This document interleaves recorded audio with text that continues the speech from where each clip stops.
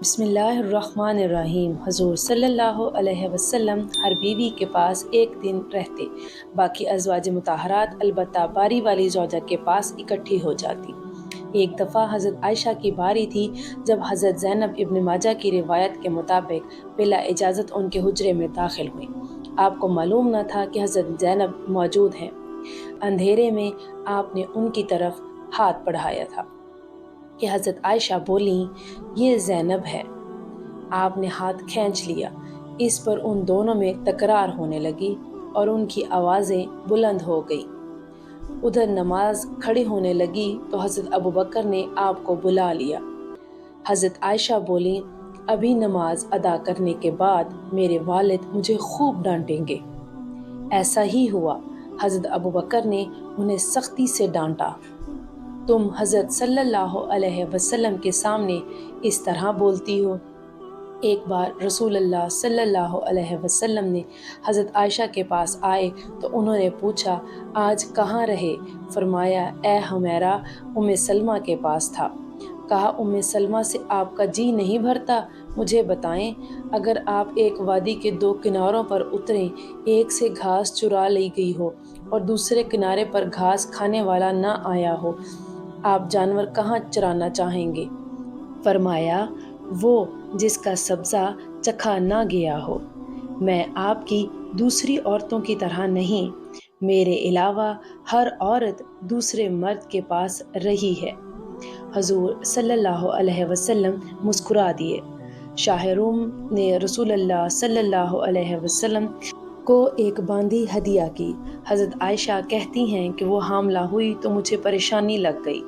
ابراہیم کی ولادت ہوئی لیکن ماریا کو دودھ نہ آتا تھا۔ آپ نے بچے کے لیے دودھ دینے والی بھیڑ خریدی جس کا دودھ پی کر وہ موٹا اور سرخ و سفید ہو گیا۔ ایک دن آپ ابراہیم کو اپنی گردن پر اٹھا کر لائے اور پوچھا، عائشہ، بچے کی مجھ سے مشابہت کے بارے میں کیا خیال ہے؟ میں نے سوتاپے کی وجہ سے کہا، مجھے تو آپ سے کوئی مشابہت نظر نہیں آتی۔ فرمایا، بچے کی صحت کے بارے میں کیا کہتی ہو؟ میں نے کہا، جو بھیڑوں کا دودھ پیتا ہو وہ ایسے ہی ہو جاتا ہے۔ حضرت عائشہ فرماتی ہیں، میں ان عورتوں سے چڑھتی تھی جو اپنا آپ رسول اللہ صلی اللہ علیہ وسلم کو خبا کر دیتی تھی۔ میں کہتی تھی، بھلا کوئی عورت اپنے تین ہبا کر سکتی ہے؟ جب اللہ تعالیٰ نے یہ آیت اتاری، اے نبی، اپنی بیویوں میں جس کو چاہیں الگ رکھیں اور جسے چاہیں اپنے پاس رکھیں، اور جسے چاہیں الگ کرنے کے بعد واپس بلا لیں، اس میں کوئی حرج نہیں، تو میں نے کہا، مجھے لگتا ہے آپ کا رب آپ کی خواہش پوری کرنے میں جلدی کرتا ہے۔ ابن حجر کہتے ہیں، کئی صحابیات نے اپنی جان رسول اللہ صلی اللہ علیہ وسلم کو بخشی مگر آپ کسی ایک کو نکاح میں نہ لائے کیونکہ یہ آپ کے منشا پر موقف تھا، بشرطیہ کہ نبی صلی اللہ علیہ وسلم اس کو اپنے نکاح میں لانا چاہیں۔ ابن حجر نے حضرت میمونہ رضی اللہ تعالی عنہا کے وہابیہ ہونے کا بھی رد کیا ہے۔ ام المومنین حضرت سودا بنت زماں نے اپنی باری کا دن حضرت عائشہ کو دے دیا تھا، چنانچہ حضور صلی اللہ علیہ وسلم حضرت عائشہ کے ہاں 2 دن قیام فرماتے۔ حضرت عائشہ فرماتی ہیں، سودا کے علاوہ کوئی عورت ایسی نہیں کہ میرا اس جیسے طور طریقے اختیار کرنے کو دل چاہے، مگر ان میں بھی تندی تھی۔ ایک بار حضرت صفیہ بنت حیہ اور حضرت عائشہ میں جھگڑا ہوا۔ دونوں نے ایک دوسرے کے باپ کو برا بھلا کہا۔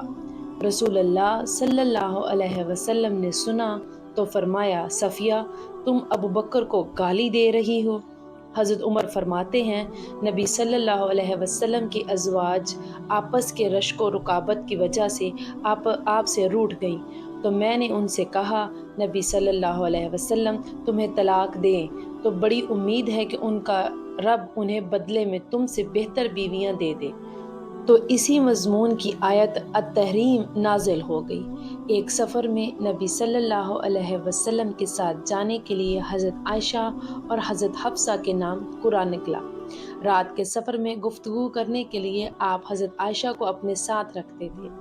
حضرت حفصہ کو اس پر رشک آیا۔ انہوں نے حضرت عائشہ سے کہا، تم میرے اونٹ پر سوار ہو جاؤ اور میں تمہارا اونٹ پکڑ لیتی ہوں، دیکھتی جاؤ کیا بنتا ہے۔ رسول اللہ صلی اللہ علیہ وسلم حضرت عائشہ کے اونٹ کے پاس گئے اور حضرت حفصہ کو سلام کیا۔ رات بھر کے سفر کے بعد پڑاؤ کا وقت آیا تو حضرت عائشہ آپ سے دور رہ گئی۔ وہ نبی صلی اللہ علیہ وسلم سے شکوہ تو نہ کر سکی تھی، اس لیے زمین پر اترتے ہی اپنے پاؤں عسکر گھاس میں ڈال دیے جس میں سانپ یا بچھو کا بسیرا ہوتا ہے، اور رنج کے باعث دعا کرنے لگیں، اے رب، ڈسنے کے لیے مجھ پر کوئی سانپ بچھو ہی مسلط کر دے۔ نبی صلی اللہ علیہ وسلم اپنی ایک زوجہ حضرت عائشہ کے پاس تھے۔ اتنے میں ایک دوسری بیوی حضرت زینب نے کھانے پر رکابی بھیجی۔ حضرت عائشہ نے جس کے ہاں نبی صلی اللہ علیہ وسلم تھے، لانے والے خادم کے ہاتھ پر ایک ضرب لگائی تو رکابی گر کر ٹوٹ گئی۔ آپ نے رکابی کے ٹکڑے اور گرا ہوا کھانا اکٹھا کیا اور فرمایا، تمہاری اماں ام المومنین کو رشک آ گیا تھا۔ خادم کو روک کر آپ نے گھر سے نئی رکابی دے کر رخصت کیا۔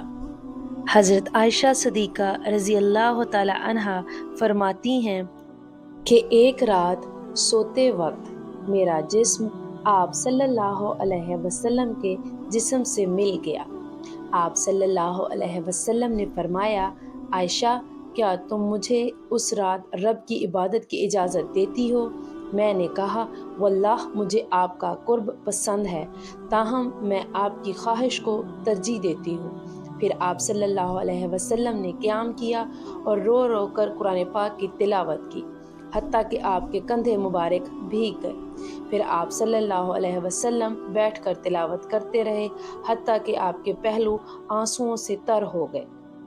پھر لیٹ کر تلاوت کی اور روتے رہے، حتیٰ کہ زمین تر ہو گئی۔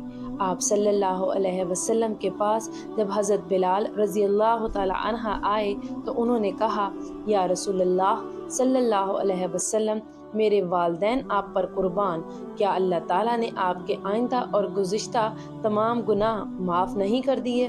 فرمایا، بلال، پھر میں شکر گزار بندہ نہ بنوں؟ اللہ تعالیٰ نے مجھ پر اس رات یہ آیت نازل فرمائی، یعنی آسمان و زمین کی پیدائش میں، دن رات کی گردش میں اہل عقل کے لیے نشانیاں ہیں، جو اللہ کا ذکر کھڑے، بیٹھے اور لیٹے ہر حال میں بجا لاتے ہیں، اور وہ زمین و آسمان کی پیدائش پر غور و فکر کرتے ہیں اور کہتے ہیں، اے اللہ ہمارے پروردگار، تو نے یہ سب کچھ باطل پیدا نہیں کیا، تو پاک ہے، ہمیں آگ کے عذاب سے نجات عطا فرما۔ اللہ پاک ہمیں دین کی سمجھ نصیب فرمائے اور ہمارا خاتمہ ایمان پر فرمائے، آمین۔ ناظرین، کامنٹ باکس میں ایک بار صلی اللہ علیہ وسلم ضرور ٹائپ کریں۔ جزاک اللہ خیر۔